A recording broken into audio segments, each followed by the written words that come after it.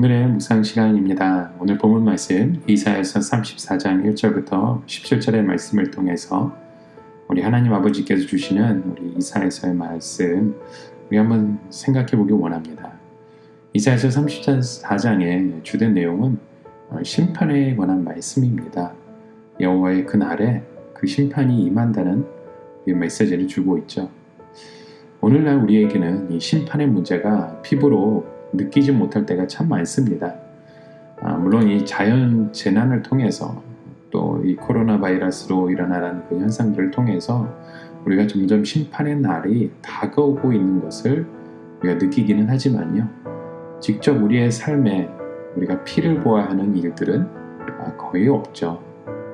그러나 이사야 시대에 살아갔던 그 당시는 달랐습니다. 그들은 피 흘림이 그들의 일상생활의 일부였죠. 전 가족이 살육의 과정에 연루되어 안타깝게도 잔인한 전쟁의 그 실제를 직접 목격하며 살아가야 했던 것입니다. 그리하여 그들은 언젠가 자신의 가족을 무참히 죽인 사람들을 같은 수법으로 안가툼을 하기 위해 간절히 원했던 그런 모습을 우리가 보기도 하죠. 그래서 오늘 본문 34장의 내용이 우리가 보기에는 무섭고 공격적인 표현들일지라도요, 그 당시에 많은 사람들에게는 실제로 위안이 되는 말씀이었다는 겁니다.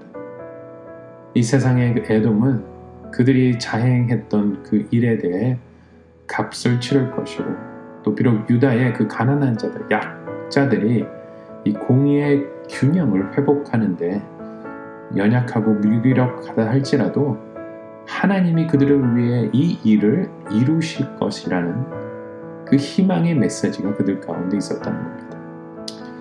분명 이런 이유로 인해 요나서를 통해서 우리가 보게 되는 요나는 니느웨로 향하는 것을 원치 않았던 그의 마음을 저희가 이해할 수 있는 것 같아요. 요나는 아시리아가 이스라엘에 행했던 그 모든 고통에 대한 대가를 맛보기를 원했던 거죠. 이거는 아시리아가 대가를 치르기를 원했던 겁니다. 그러나 요나는 하나님이 얼마나 긍휼하시며 심지어 아시리아가 회개할 때 그들에게 심판을 허락하지 않으실 것임을 알고 있었던 겁니다. 이러한 그 심판의 말씀을 오늘날 우리의 시대에 어떻게 적용할 수 있습니까? 이 팬데믹으로 인해서 모든 것이 묶여있는 이 시대에 우리는요, 우리의 모든 화살을 남을 향해 표치합니다. 이것을 전파시킨 나라를 포함해서 이 모든 문제를 남에게 쏟아내죠. 표출하죠. 이것이 완전히 해결되기 전까지, 완전히 이 모든 것이 종결되기 전까지 아무것도 할 수 없는 이 상황, 그저 답답할 뿐입니다. 그러므로 비록 이사야가 사용하는 이 피와 살육의 표현에 대해 그다지 우리가 편안한 느낌을 받지는 않지만요, 오늘날 우리의 상황을 보다 보면 이 공의가 실현되기를, 또 하나님의 그 말씀이 실현되기를 간절히 원하는 거죠. 오늘 본문 이사야서 34장에 여러분 함께 말씀을 통해서 읽었을 텐데요, 이 말씀의 내용이 참 잔혹한 부분이 드러나고 있습니다.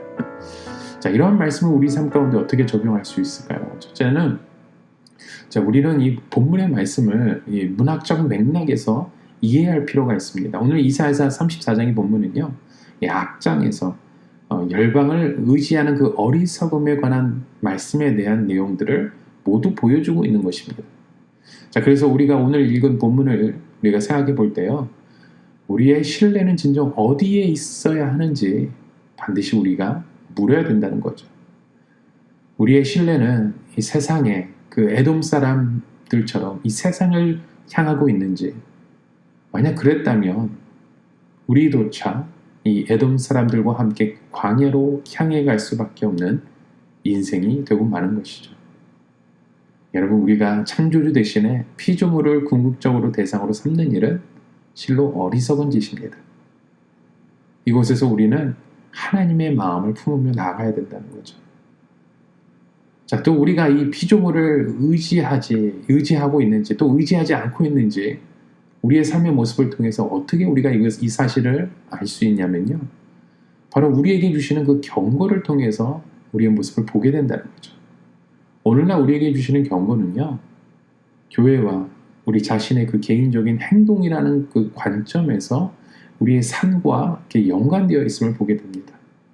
이사야서 34장을 통해서 우리 개인의 삶의 모습을 돌아보게 되는 거죠. 이곳에서 나 자신을 포함해서 인간을 신뢰해 오지 않았는, 인간을 신뢰하는 그런 우리의 모습은 없었는지, 근본적으로 우리가 하나님을 신뢰한다는 것은 또 무슨 의미인지 우리가 생각해야 된다는 겁니다. 여러분, 때때로 우리가 어떤 일을 내가 하기보다는 오히려 하나님이 그 일을 하도록 의도적으로 하나님께 맡기는 훈련이 필요합니다. 때때로 그것은 이 내딜 만한 그 확실한 보장이 없어도요. 우리가 걸음걸음을 한 걸음 나가는 것처럼 우리가 주님을 의지하며 한 걸음 나아갈 수 있는 그런 우리의 믿음의 모습이 있어야 된다는 거죠.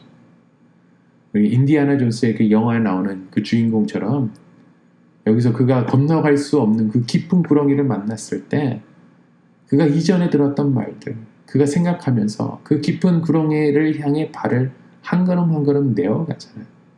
그때 갑자기 그 발밑에서 길이 생겨나는 그 장면 여러분 인디아나 존스에서 보지 않았습니까? 마치 모세가 홍해의 바다를 향해 믿음의 걸음을 걸으며 나아갔던 것처럼 여러분 오늘 우리의 삶 가운데 하나님이 그와 같은 일을 하시도록 기회를 부여한 적이 있으신지요? 아니면 우리는 이 모든 것을 주도 면밀하게 내가 계획하고 내가 준비하고 내가 행하려고 했던, 그래서 하나님이 일하실 수 있는 그 여지를 남겨두지 않는 우리의 모습은 아닌지요?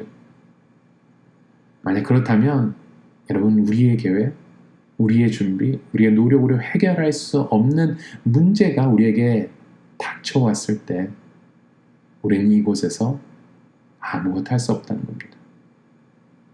오직 하나님만을 찾겠죠. 그리고 하나님은 대답하실 겁니다. 나는 너를 버리지 않았다.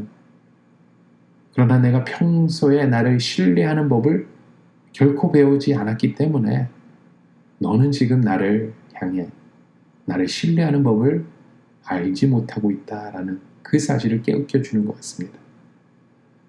여러분, 오늘 지금 우리가 겪고 있는 이 상황이 하나님이 주신 우리에게 은혜라는 것을 기억하시기 바랍니다.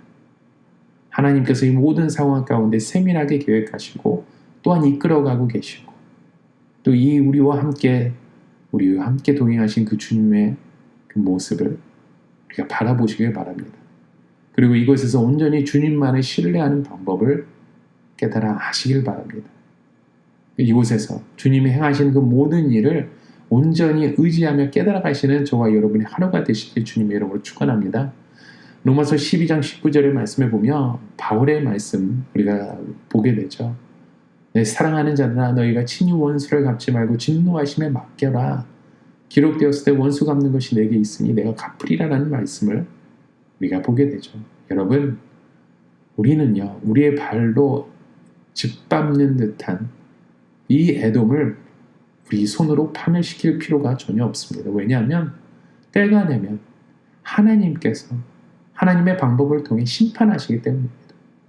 하나님께서 이 에돔의 세상에 모두 하나님의 그 공의를 통해서 이루어 가시기 때문이죠.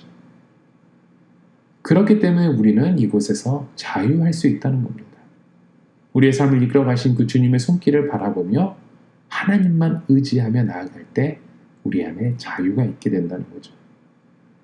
여러분, 오늘 우리의 삶 가운데 주님과 함께 동행하시며 주님의 그 은혜를 입어가는 하나님의 백성으로서 오늘도 주님의 그 뜻 가운데 거하실 수 있는 저와 여러분의 하루가 되시길 주님의 이름으로 간절히 축원합니다. 우리 함께 같이 기도하시겠습니다. 하나님 아버지, 우리의 삶 가운데 주님을 의지하지 못하고 주님을 따라가지 못하며 하나님의 마음을 품어가지 못했던 우리의 모습을 다시 돌아보며 주님 앞에 고백합니다. 주님, 오늘부터 우리의 삶을 주님 앞에 의지하며 내려놓기 원합니다. 하나님의 말씀에 순종함으로 하나님 앞에 나아갈 수 있는 주의 백성으로 저희를 인도하여 주시고 주님의 그 뜻 가운데 행할 수 있는 믿음을 더하여 주시옵소서. 주님만을 원합니다. 주님께서 이 모든 일들을 통해 홀로 영광 받아 주시옵소서. 예수 그리스도의 이름으로 간절히 기도드립니다. 아멘.